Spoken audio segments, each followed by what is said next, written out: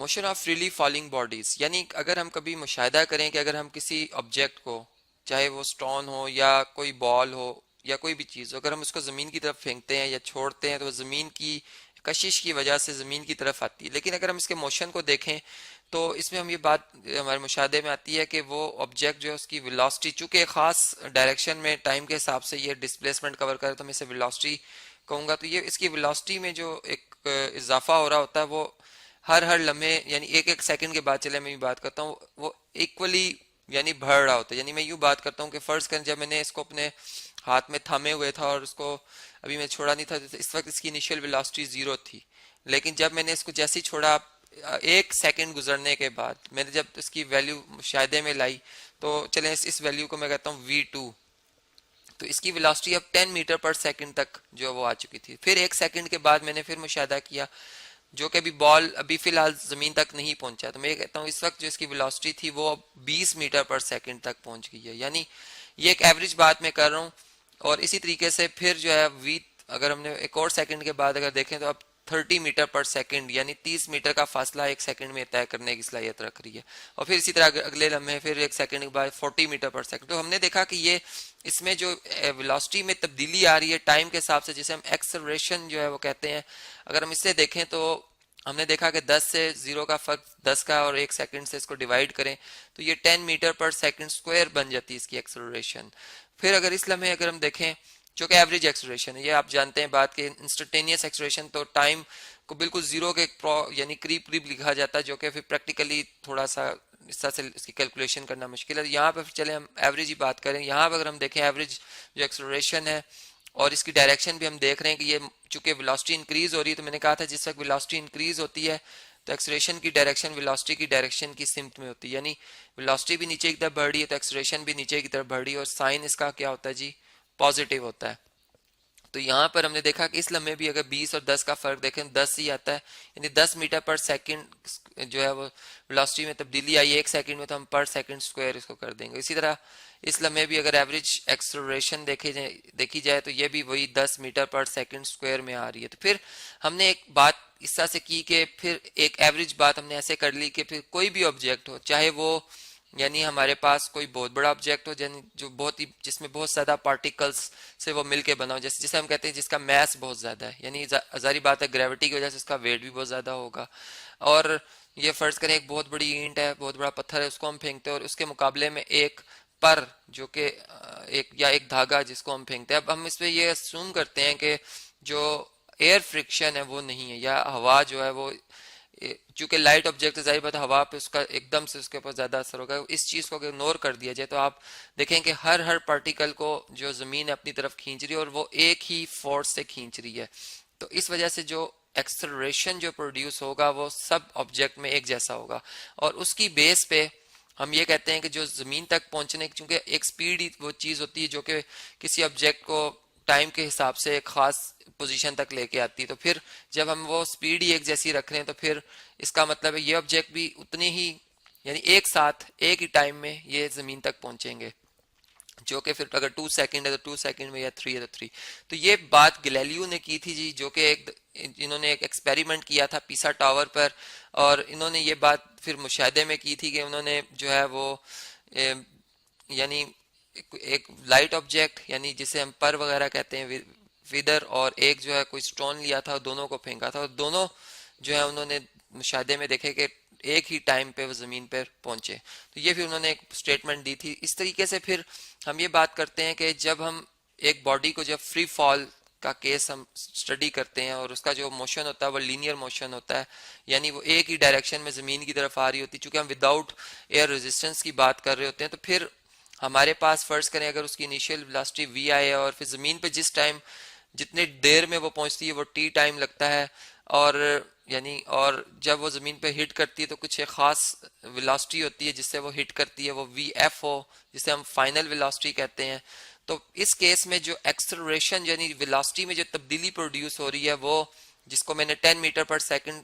Square के हवाले से बात की, वो जी होगी। यानी जी चूंकि इसको एक खास नाम एक खास सिंबल दे दिया गया इसलिए कि ये ग्रेविटी से निकला, तो जी फॉर ग्रेविटेशनल एक्सेलरेशन, जो कि ये भी एक वेक्टर क्वांटिटी है जिसकी वैल्यू फिर अप्रॉक्सीमेट 10 मीटर पर सेकंड स्क्वायर रखी गई है। और इसलिए भी कि अगर हम जो है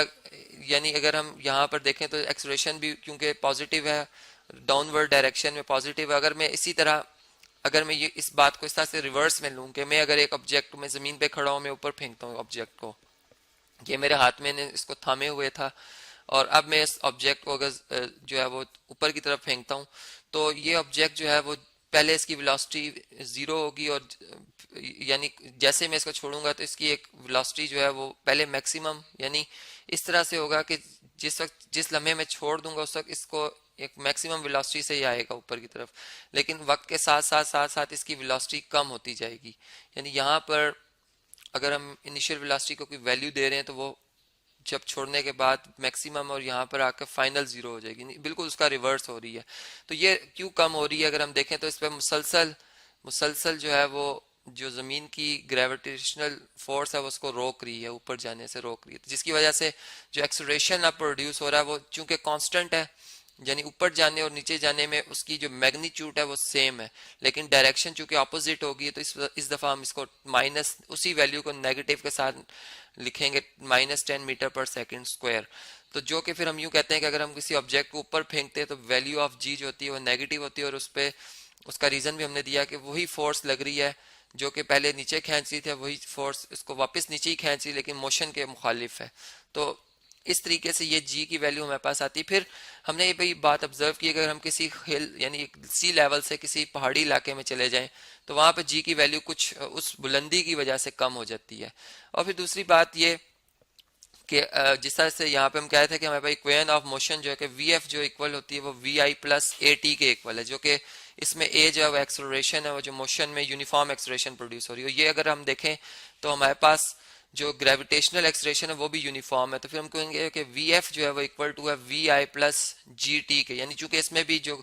एक्सलेशन है वो यूनिफॉर्म एवरेज एक्सलेशन हम ले रहे हैं। इसी तरह हमने सेकंड इक्वेशन ऑफ मोशन पढ़ी थी जो कि हमारे पास थी जी के एस, यानी जो डिस्टेंस बॉडी कवर कर रही है, डिस्प्लेसमेंट कवर कर रही है, वो S equal to V I T plus half A T square होता है।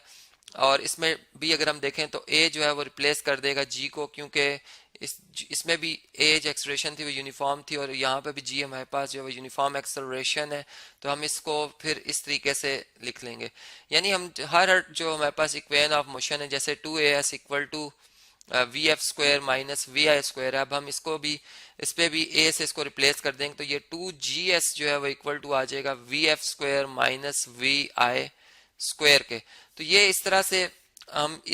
यानी इन इक्वेशन ऑफ मोशंस को इस्तेमाल करते हुए अगर बॉडी फ्री फॉल केस में हमने कोई हाइट मालूम करनी है, हमने कोई टाइम मालूम करना है, तो वो हम बड़े आसानी के साथ जो है वो मेजर कर सकते हैं। जैसे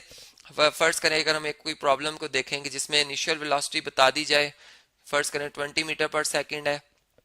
फाइनल वेलोसिटी हमारे पास 0 है, और इस पे ग्रेविटेशनल चूंकि अब इससे हमें अंदाजा हो गया कि जो बॉडी है वो ऊपर की तरफ जा रही है क्योंकि फाइनल 0 है, तो फिर इसका मतलब ये हुआ कि इसमें जो ग्रेविटेशनल एक्सलेरेशन होगी नेगेटिव होगी 10 मीटर पर सेकंड स्क्वायर। और टाइम, या अगर हमने फर्ज करें टाइम ही फाइंड करना है, तो हम इसमें first equation of motion use कर सकते हैं, जो कि हमारे पास थी V F equal to V I plus G T. और यहाँ से हमने चूंकि अब टाइम मालूम करना है तो हम लिखेंगे वी एफ माइनस वी आई, यानी इस वी आई को इधर शिफ्ट कर देंगे, इक्वल टू जी टी आ जाएगा।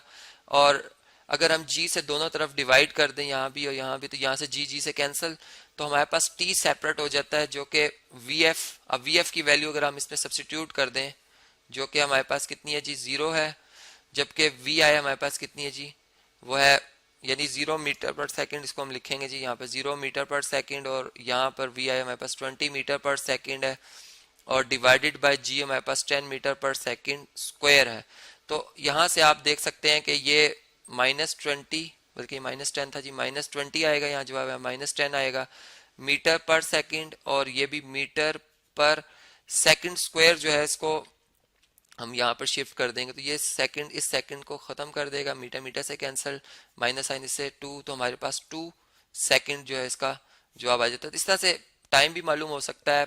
फाइनल वेलोसिटी निकालनी वो भी मालूम हो सकती है, इनिशियल भी हो सकती है, यानी चार में से अगर चार अननोन क्वांटिटी 3 पता हो तो हम चौथी इस इक्वेशन ऑफ मोशन से फाइंड आउट कर सकते हैं।